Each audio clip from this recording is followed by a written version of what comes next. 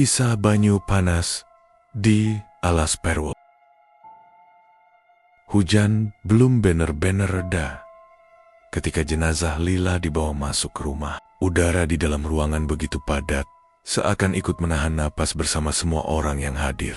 Ardan berdiri di samping tubuh adiknya yang terbujur kaku, mencoba meyakinkan dirinya bahwa yang ia lihat bukan kenyataan. Tubuh Lila terbungkus kain putih, namun sebagian wajahnya tetap terlihat pucat, bibir membiru, dan luka gores halus di pelipis akibat kecelakaan yang merenggut hidupnya tadi sore. Dan, "Sudah, Nak," kata Pak Modin pelan, menepuk bahu Ardan. "Kita ikhlaskan, tapi bagaimana bisa? Lila masih terlalu muda." Masih pagi tadi ia tertawa, menceritakan rencananya untuk mendaftar kerja di kota. Sore harinya, ia pulang dalam keadaan seperti ini. Ardan merasa dadanya sesak, seolah dunia berputar tanpa arah. Jam sudah lewat tengah malam, ketika orang-orang mulai pulang. Rumah menjadi sunyi, menyisakan suara hujan menetes dari talang. Ardan duduk sendirian, menatap tubuh Lila yang terbaring di ruang tengah. Ia menyentuh tangan Lila dan terkejut. Tangan itu tidak dingin, tidak sedingin mayat seharusnya. Ardan menelan ludah, meremas jemarinya sendiri. "Ini normal?" gumamnya, mencoba menenangkan diri. Tapi Ardan pernah mendengar bahwa tubuh orang meninggal pasti dingin. Lila, sebaliknya, terasa hangat, seperti baru bangun tidur. Saat itulah pintu depan berderit. Seorang lelaki tua, berjas hujan plastik koyak, masuk tanpa permisi. Ardan mengenali wajahnya Pak Sastro, tetua desa yang jarang keluar rumah. "Saya dengar Lila meninggal," katanya dari ambang pintu. "Saya harus bicara." Ardan bangkit, bingung. "Ini malam, Pak. Ada apa?" Pak Sastro menatap tubuh Lila lama sebelum berbisik, "Mayatnya tidak dingin, ya?" Ardan membeku. "Pak, bagaimana bisa tahu?" "Karena ini bukan pertama kalinya terjadi." Tatapan lelaki tua itu tajam, dalam, seolah menembus dada Ardan. Alas Purwo mengembalikan yang mati jika dipanggil dengan benar. Ardan mengerutkan alis. "Bapak, bicara apa?" "Di dalam hutan sana," lanjut Pak Sastro, "ada sumur air panas yang bisa mengembalikan seseorang hanya untuk 1 malam. Ardan tergelak, meski suaranya terdengar patah. "Pak, saya sedang berduka. Saya mohon, kalau kamu menolak, besok pagi tubuh Lila akan dingin seperti seharusnya." Potong Pak Sastro datar. "Tapi kalau kamu percaya, ia bisa kembali ke rumah malam ini." Berdiri, berjalan, menatapmu untuk terakhir kalinya. Ardan terdiam. Bayangan wajah Lila memenuhi kepalanya senyumnya, caranya memanggil Mas ketika menggodanya, dan mimpi-mimpinya yang belum sempat terwujud. Air mata mulai memenuhi mata Ardan. Caranya, bisik Ardan, hampir tak terdengar. Pak Sastro mengangguk pelan, lalu mendekot. "Ikuti aku ke Alas Purwo sebelum fajar. Panggil namanya di sumur itu. Tapi ingat satu hal." Ardan menatapnya penuh harap. Kalau ia kembali, suara Pak Sastro merendah seperti desis angin. "Jangan bicara padanya, apapun yang terjadi." Di luar, angin menerbangkan daun-daun basah dan hujan kembali turun. Ardan menatap tubuh Lila dan keputusan pun mulai terbentuk di hatinya. Dan saat itu juga, tragedi sebenarnya baru saja dimulai. Kabut pagi menggantung rendah di antara pepohonan ketika Ardan mengikuti langkah Pak Sastro memasuki kawasan Alas Purwo. Udara terasa lebih berat daripada biasanya, seolah seluruh hutan sedang menatap mereka. Daun-daun basah meneteskan air yang jatuh perlahan ke tanah, menciptakan ritme lembut namun menegangkan. "Jangan tertinggal," kata Pak Sastro tanpa menoleh. Suaranya datar, seperti sudah hafal betul jalur ini. Ardan memeluk tas kecil berisi pakaian Lila satu-satunya benda yang bisa membuatnya merasa dekat dengan adiknya. Setiap langkah semakin menjauhkan mereka dari desa, dari kehidupan normal, dari logika. Hanya satu pikiran yang terus menggerakkan kaki Ardan. Aku ingin melihat Lila lagi, walau hanya satu malam. Setelah hampir 1 jam berjalan, hutan berubah. Pohon-pohon semakin rapat. Cahaya matahari nyaris tak menembus dedaunan tebal. Suara burung menghilang. Bahkan serangga pun seolah enggan bersuara. Akhirnya, mereka tiba di sebuah cekungan tanah kecil. Di tengahnya, terdapat sumur tua, tanpa penutup. Asap tipis mengepul dari dalamnya, bukan asap sebenarnya, tetapi uap air panas yang keluar perlahan, berputar lembut, seperti makhluk yang sedang tidur dan bernapas. Ardan merinding. Sumur ini, suaranya bergetar. Pak Sastro mengangguk. Banyu panas. Sumur yang menjaga pintu antara hidup dan mati. Ardan mendekat. Batu-batu di sekitar sumur terasa hangat ketika tangannya menyentuh. Bahkan terlalu hangat untuk ukuran batu yang tak terkena matahari. Saat ia mengintip ke dalam, kabut panas menyembur pelan, membuat matanya pedih. Masukkan sesuatu milik Lila, perintah Pak Sastro. Ardan ragu sejenak, lalu mengambil kaos kesayangan adiknya dari tas. Ia meremosnya, menahan getaran di tangannya sebelum menjatuhkannya ke dalam sumur. Kaos itu tidak jatuh lurus. Ia tertahan di atas uap panas, melayang beberapa detik lalu, hilang ditelan pusaran kabut. Ardan mundur selangkah. Apa itu? Sumur sudah menerimanya, jawab Pak Sastro pelan. Sekarang, panggil namanya. Ardan meneguk ludah. Sekarang.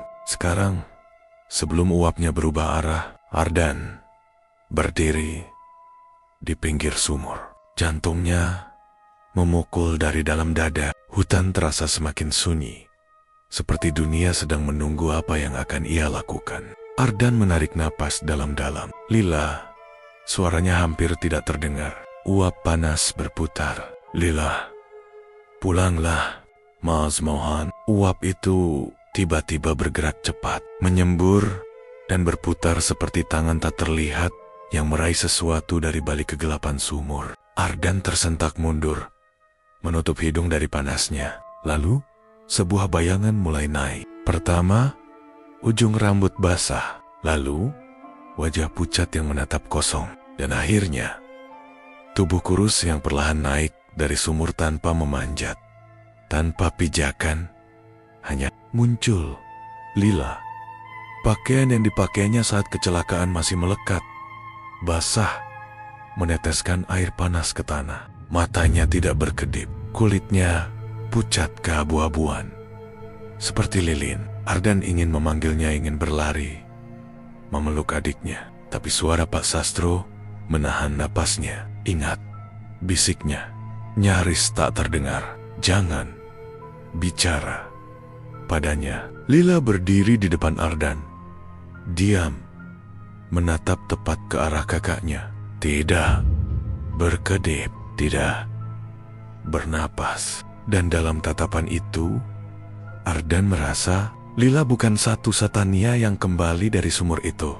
Ardan berjalan pulang dari hutan dengan langkah gemetar. Di belakangnya, Lila mengikuti tanpa suara, tanpa ritme napas, tanpa gerakan yang benar-benar mirip manusia. Setiap kali Ardan menoleh, ia melihat adiknya berjalan lurus, kepala sedikit miring, mata tak pernah mengedip.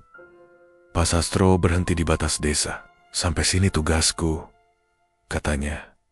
Wajahnya tampak lebih tua dari sebelumnya. Bawa dia ke rumah. Ingat larangannya. Ardan ingin meminta penjelasan, ingin berteriak menanyakan apa yang harus ia lakukan setelah ini. Tapi Pak Sastro pergi begitu saja, menghilang di balik gelap pepohonan. Jadi Ardan pulang sendiri, atau tepatnya tidak benar-benar sendiri. Warga yang melihat mereka langsung menutup pintu. Ada yang berteriak, ada yang hanya mematung sambil berbisik keras.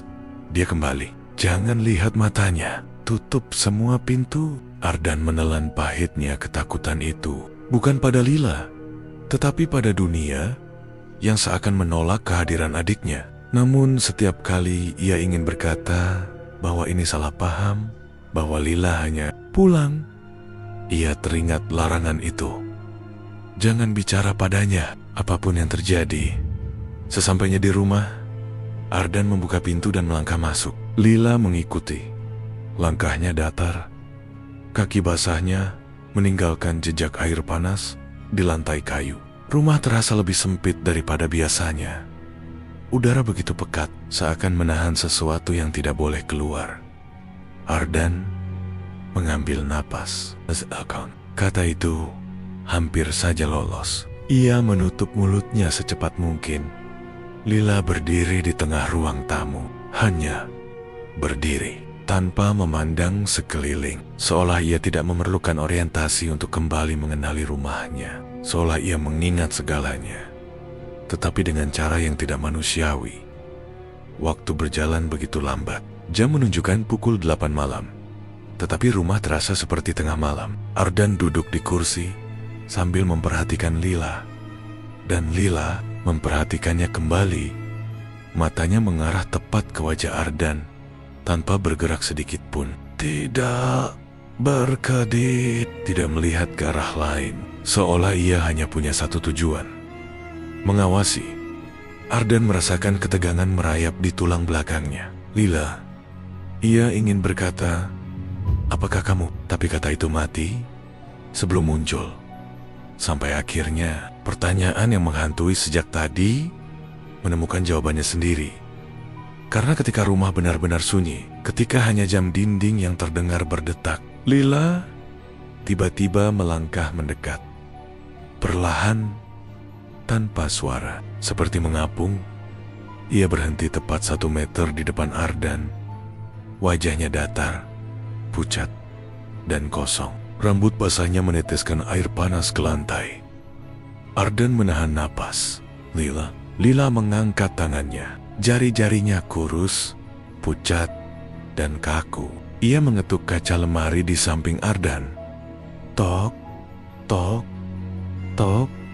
Lalu berhenti dan menunduk sedikit, seakan mencari sudut pandang lain pada wajah Ardan. Diam, sangat diam, hingga tengah malam tiba. Ardan terbangun dalam posisi setengah sadar. Ada suara lain di rumah, suara lembut yang tak seharusnya terdengar. Tok, tok, tok. Kini dari pintu kamarnya. Ardan menahan napas. Ketukan itu berhenti. Lalu, dari balik pintu, terdengar bisikan serak, memanjang, pelan, tapi jelas memanggil namanya, Maas. Ketukan di pintu kamar terus bergema pelan, tapi ritmis, seperti seseorang yang sedang mencoba mengingatkan bahwa ia masih di sana. Ardan duduk kaku di kasurnya. Tenggorokannya kering, matanya terpaku pada pintu yang bergetar halus setiap kali bunyi itu muncul. Tok, tok, Mas. Suara itu jelas suara Lila, tapi bukan suara yang ia kenal. Ada sesuatu yang serak, dalam, dan bergema seakan suara itu berasal dari tempat yang lebih jauh dari sekadar balik pintu. Ardan tahu ia tidak boleh menjawab, tidak boleh berbicara padanya, tidak boleh terpancing apapun. Ia memejamkan mata, menutup telinga dengan kedua tangan, mencoba memblokir suara itu. Namun suara Lila justru terdengar lebih dekat, seakan menembus dinding kamar, menembus tubuhnya, masuk ke dalam kepalanya. Mas, buka pintunya, dingin. Sekali, keringat dingin mengalir di punggung Ardan. Sesuatu di balik pintu menyeret langkah, seperti kaki basah yang menggesek lantai. Perlahan, suara itu menjauh, menuju ruang tengah, sunyi. Ardan menunggu hampir 5 menit sebelum ia berani membuka pintu. Rumah gelap, hanya diterangi cahaya bulan yang tembus dari jendela kecil. Dan di ruang tengah, Lila berdiri membelakanginya, menatap dinding kosong. Ardan menahan napas. Setiap serat tubuhnya memaksa ia mundur, tapi hatinya yang masih menolak melepaskan Lila mendorongnya untuk mendekat. Namun, sebelum ia bergerak, Lila mengangkat kepala.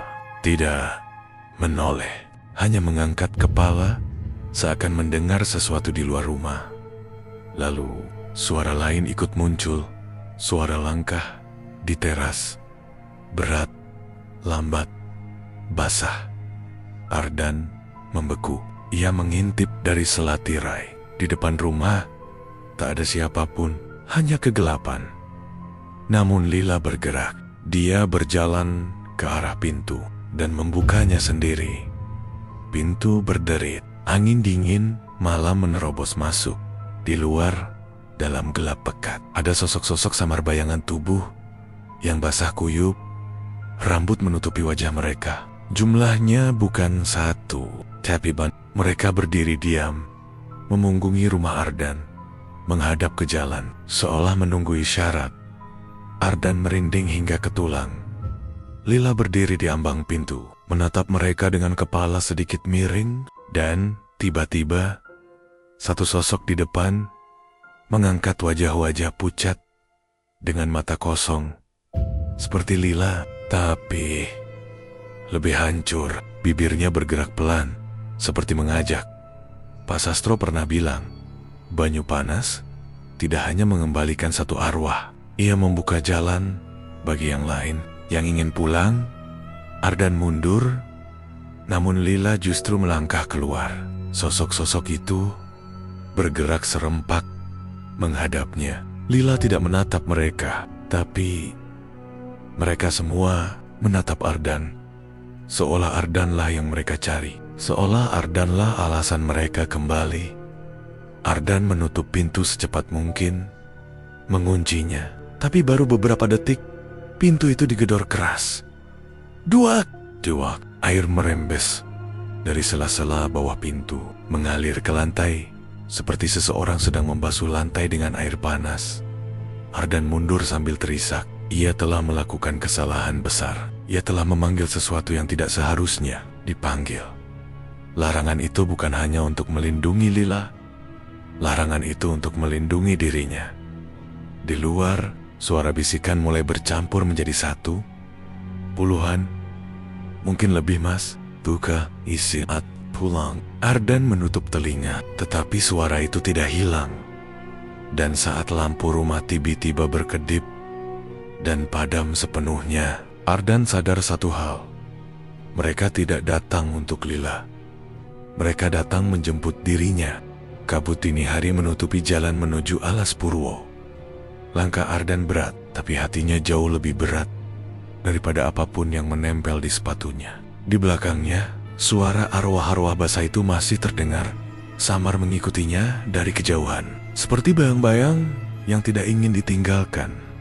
Ia harus menyelesaikannya, harus menutup pintu yang telah ia buka, harus mengembalikan Lila, atau apapun yang telah menyamar sebagai Lila. Pak Sastro menunggu di tepi hutan. Wajahnya pucat karena semalaman tidak tidur. Ketika ia melihat Ardan datang sendirian, ia langsung tahu jawabannya. Dia mengikutimu? Tanya Pak Sastro dengan suara gemetar. Ardan hanya mengangguk. Kabut tipis di belakangnya tampak bergerak, seperti ada sesuatu berjalan perlahan di baliknya. Kita terlambat, bisik Pak Sastro. Sumur itu tidak akan menutup dengan sendirinya. Ia sudah meminta nama terakhir. Ardan menatapnya. Nama terakhir? Pak Sastro menelan ludah untuk menutup jalur arwah itu kembali ke dunia orang mati. Sumur Banyu Panas harus diberi satu nama manusia hidup sebagai gantinya. Nama itu akan menjadi kunci penutup. Sekali diberikan, orang itu akan dipanggil dan tidak akan kembali. Ardan membisu. Ia datang untuk mengakhiri semuanya, tetapi tidak menyangka bahwa akhirnya harus seperti ini. Kalau tidak ada nama terakhir, lanjut Pak Sastro, maka jalan ini tetap terbuka. Arwah-arwah yang sudah berjalan ke desa akan terus berkeliaran. Desa tidak akan pernah melihat pagi lagi. Ardan memejamkan mata. Wajah Lila muncul bukan sebagai sosok arwah basah yang menatapnya semalam, Tetapi sebagai adik kecilnya yang dulu menangis ketakutan saat petir menyambar, perempuan ceria yang ingin bekerja di kota, sosok yang ia gagal lindungi. Aku saja, ucap Ardan pelan. Tulis. Namaku, Pak Sastro, terkejut. Jangan gegabah. Sekali kau ucapkan, tulis namaku, ulang Ardan. Jika itu satu-satunya cara menghentikan mereka. Hutan tiba-tiba menjadi sangat sunyi. Bahkan kabut seperti berhenti bergerak. Dari balik pepohonan, muncul Lila atau makhluk yang memakai wajah lila. Ia berjalan pelan. Air panas menetes dari ujung rambutnya. Matanya menatap Ardan. Tidak kosong, tidak pula manusia. Lila berhenti hanya beberapa langkah dari mereka dan tersenyum tipis. Mas, suaranya melengking pelan. Jangan pergi. Ardan menggenggam batu kecil di tangan. Benda yang akan ia gunakan sebagai alat ritual di sumur. Ia menunduk, menguatkan hatinya. Pak Sastro mendekat dengan tangan bergetar. Ardan, pikirkan baik-baik. Nama seseorang hidup berarti aku tahu. Potong Ardan. Aku sudah siap. Pak Sastro membuka buku ritual kecil.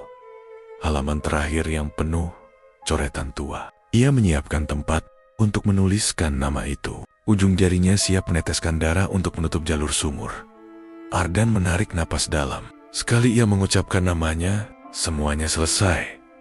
Tetapi sebelum ia membuka mulut, sebuah tangan dingin menyentuh bahunya.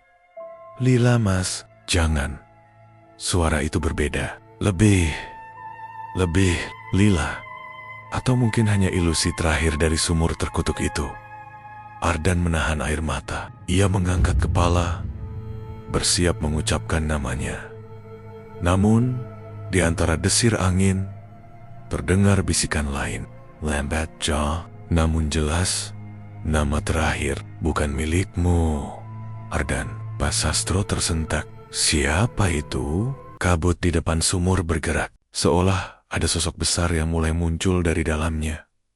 Ardan menatap kegelapan itu. Ia membuka mulut ingin bertanya, ingin memastikan. Tetapi suara itu lagi, lebih dekat. Nama itu sudah dipilih. Ardan menoleh pada Pak Sastro. Pak Sastro mundur dengan wajah memutih. Sebelum Ardan sempat menanyakan apapun, sebuah nama terbisik tepat di telinganya, nama seseorang yang ia kenal. Seseorang yang hidup, seseorang yang tidak seharusnya menjadi tumbal. Ardan terpaku, matanya melebar, nafasnya membeku, dan adegan berhenti di sana. Tidak ada yang tahu apa nama itu, tidak ada yang tahu siapa yang dipanggil sumur. Yang pasti, saat fajar datang, hanya satu hal yang menjadi kabar di desa. Dan cerita pun tamat.